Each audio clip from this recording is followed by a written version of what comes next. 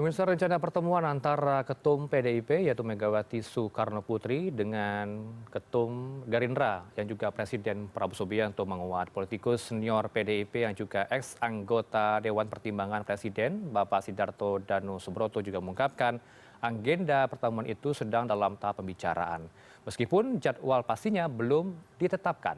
Lantas pertanyaannya, apakah benar pertemuan dua tokoh itu merupakan hal yang sulit dilakukan karena ada faktor kedekatan antara Prabowo dengan Jokowi saat Pilpres 2024 lalu dan lunturnya pengaruh Jokowi membuat wacana pertemuan kedua tokoh itu semakin menguat.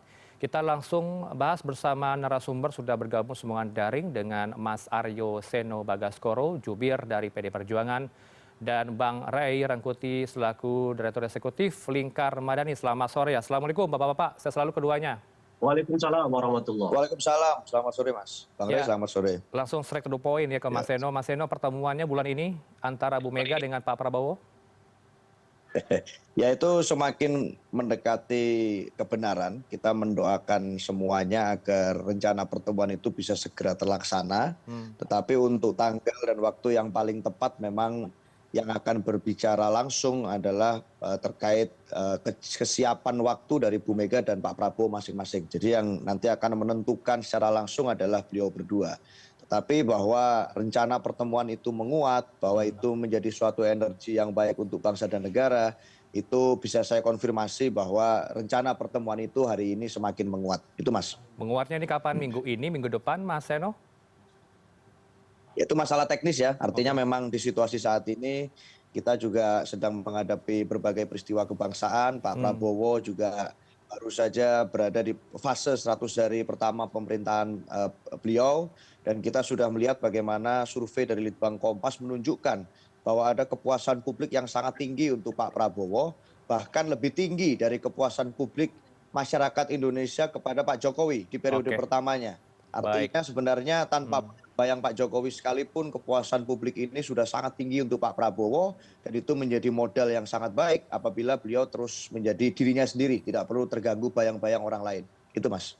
Ya, kalau kita menghitung hari, 10 hari lagi nih antara minggu depan dan minggu berikutnya begitu ya, Mas Seno ya, masih belum jelas. Teknis yang masih dibahas begitu Ya, ya. ya secara teknis memang masih dibahas, tetapi bahwa ikhtiar atau keinginan untuk bertemu itu memang sangat menguat. Itu Mas. Baik, tapi benar ya, ini sudah dikomunikasikan melalui Mbak Puan ketika HUT PDIP ke-52, langsung diomongkan ke mulutnya Bu Mega. Ya itu kan kalau dari pembacaan lip sync itu ya. Tapi kan kalau kita melihat bagaimana wacana pertemuan itu sudah sangat lama sebetulnya. Bahkan Oke. sebelum Pilpres sekalipun, lalu kemudian setelah Pilpres, artinya dari hubungan baik dari kedua tokoh negarawan ini, saya rasa itu bukan wacana yang baru. Ada wacana ingin bertemu, ada wacana akan bertemu, itu sudah sesuatu yang sudah cukup lama kita nantikan. Nah, ini tinggal menunggu waktu, momen, timing yang paling tepat saja. Karena hari ini semua kondisinya saya rasa mengarah ke situ. Itu Mas. Tapi kalau faktor Pak Jokowi yang membuat pertemuan ini semakin sulit nampaknya dilakukan, ini benar ya? Karena kalau bicara soal kedekatan antara Pak Prabowo dan juga Pak Jokowi, kita lihat mesra sekali hingga kini. Ya, itu yang saya bilang tadi, kalau melihat bagaimana dari metode saintifik bekerja, maka kalau kita melihat bagaimana hasil survei dan persepsi publik di dalam Litbang Kompas itu kita lihat, maka satu, persepsi positif publik terhadap Pak Prabowo itu sangat tinggi hari ini. Oke. Itu jauh lebih tinggi dibandingkan Pak Jokowi. Yang pertama. Kemudian yang kedua adalah survei yang menunjukkan kepuasan publik terhadap pemerintahan Pak Prabowo ini secara dominan itu yang tinggi adalah angka kepuasan terhadap Pak Prabowo di angka 94,4% kalau tidak salah. Nah, untuk Mas Gibran sebagai wakil presiden sekaligus kalau ini publik mengkaitkan dengan Pak Jokowi, ini surveinya lebih rendah, jauh lebih rendah dari Pak Prabowo kepuasannya, yaitu di angka 70-an%. Sehingga kalau kita melihat fakta itu saja, sebetulnya ini bisa menggambarkan dengan sangat jelas bahwa ada gap penerimaan publik atas Pak Prabowo dan Mas Gibran, Ya. dan ini bisa jadi disebabkan beberapa faktor. Salah satunya jangan-jangan publik menanti-nanti betul Pak Prabowo benar-benar menjadi presiden sesungguhnya jadi dirinya sendiri tanpa terganggu bayang-bayang Pak Jokowi. Jadi Baik. ini bukan kami yang bicara, tapi kita mempersepsikan membaca dari hasil survei kemarin. Itu Mas. Hasil survei Kompas kah ini yang menyebutkan puas terhadap kinerja 100 hari Pak Prabowo? Ya, hasil survei saya merujuk pada hasil survei Litbang Kompas pada pembahasan tentang 100 hari kinerja pemerintahan Presiden Prabowo. Baik. Ya. Saya konfirmasi bisa dipastikan ya Mas Eno, pertemuan yang akan terjadi ini bukanlah bentuk barter dukungan politik antara PDIP dengan Gerindra. Karena kalau bicara soal dukungan politik, ini publik mengacu kepada kasus hukum yang tengah dihadapi oleh kader Anda. Ini apakah situasi ini membuat hal itu semakin menguat terjadi, pertemuan kedua tokoh? Tidak ada saya rasa, karena publik juga bisa melihat bagaimana kami secara kooperatif di PDI Perjuangan diajarkan untuk taat asas hukum, dan Pak Hasto Kristianto secara personal itu juga selalu hadir pada saat diminta keterangan oleh KPK. Jikapun tidak bisa hadir, maka dijadwalkan ulang, dan itu memang karena alasan yang masuk akal, persiapan HUT, undangan mendadak, dan seterusnya. Dan yang lucu kan hari ini malah sebenarnya yang terjadi adalah ya di dalam sidang pra-peradilan, pada saat ini akan memutuskan tentang status hukum Pak Hasto sebagai tersangka, ternyata yang tidak hadir malah kawan-kawan KPK. Nah, ini yang membuat tentunya kami bertanya-tanya loh, kami menjalankan dengan hormat, dengan penuh kesadaran hukum kok. Jadi ini sesuatu yang sama sekali terpisah. Bahwa hubungan Pak Prabowo dan Bu Mega ini baik, ini semua orang bisa mencatat dan melihat itu dari lama. Tidak hanya baru-baru ini saja lalu kami tiba-tiba merasa hubungannya baik, tapi sudah lama sekali sebetulnya.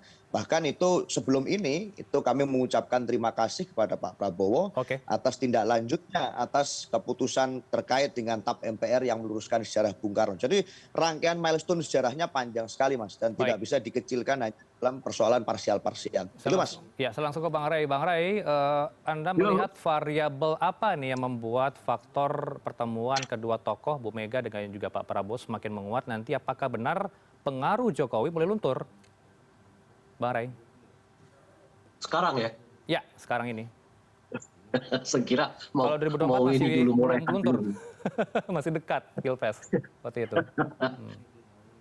Gini, saya justru melihatnya tidak perlu ada keterburu-buruan pertemuan antara Pak Prabowo dengan Ibu Mega gitu. Malah kalau diundur terus gitu, yang penting tuh jangan sampai di atas Kongres PDI yang bulan April ya, 2025 ini, malah keduanya menurut saya diuntungkan dengan proses yang mengulur rencana pertemuan itu. Pak Prabowo akan diuntungkan karena bagaimanapun ya daya keinginan untuk bertemu itu atau rencana bertemu itu akan dengan sendirinya mengikat PDI Perjuangan untuk katakanlah misalnya nggak macam-macam deh terhadap Pak Prabowo selama sampai pertemuan itu dilakukan gitu. Dan itu pun Pak Prabowo nya seperti apa Bang Ray? Bisa dijabarkan? Ya, ini kan MBG misalnya bisa saja teman-teman perjuangan itu banyak ya kan yang berkaitan dengan berbagai aspek dalam pelaksanaan MBG misalnya kan. Lalu itu diungkapkan di DPR atau diungkapkan di mana yang berkaitan dengan katakanlah berbagai kelemahan-kelemahan dalam proses MBG ini gitu. Kalau itu kan dibesarkan oleh PDI kan sangat mungkin itu jadi isu politik yang kuat gitu. Nah, misalnya begitu tuh. Maka ya itu contoh lah ya kan banyak bisa kasus. Misalnya soal bambu di Tangerang kan kita belum dengar ini pernyataan sikap dari PDI Perjuangan. Seperti apa sih sebenarnya gitu. Nah, begitu aja bambunya muncul dan sebagainya gitu. Jadi makin lama ketemu Pak Prabowo justru diuntungkan karena dengan begitu ya tidak ada semacam gangguan yang besar dari eksternal koalisi yang berkaitan dengan baik kebijakannya maupun situasi politik yang tengah berkembang gitu. Itu pertama. Nah, hal yang sama juga terjadi kepada Ibu Mega. Ibu Mega juga mungkin akan diuntungkan oleh pertemuan yang diulur ini karena dengan begitu Pak Prabowo merasa harus menahan diri untuk ketemu-ketemu lagi katakanlah misalnya dengan Pak Jokowi gitu. Sebab kalau ketemu misalnya di tengah-tengah ini dengan Pak Jokowi bisa saja itu membuat Ibu Mega semacam merasa bahwa Pak Prabowo ini tidak memiliki komitmen yang kuat gitu loh.